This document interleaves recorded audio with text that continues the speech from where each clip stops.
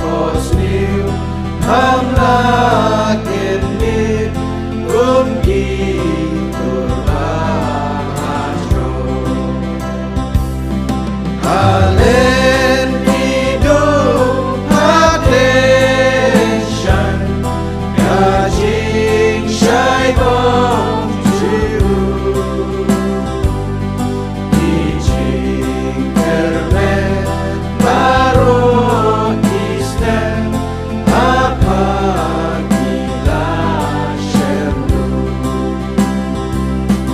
ya ureslah kagameri dajing ular nane kata utia sumar diri angel di hatiye iklur ia pendralang jaga jingkang kunle dia roket Yesus babang gajing suhat berteh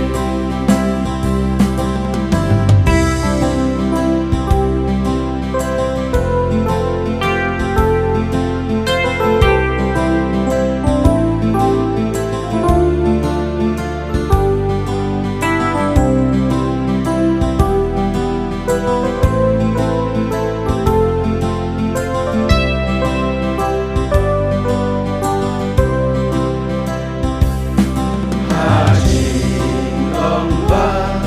jar-jar genjai la ai jing ai gelap haki dodum leyu ben syai kijing kerku baba Om Shem Don Malayosyo Uwan Syaka berkei Haki Mensir Pastur Bushon Ukun Bagi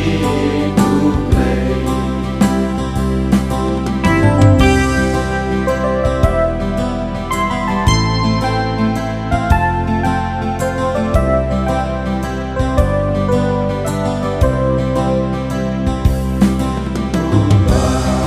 Kunjo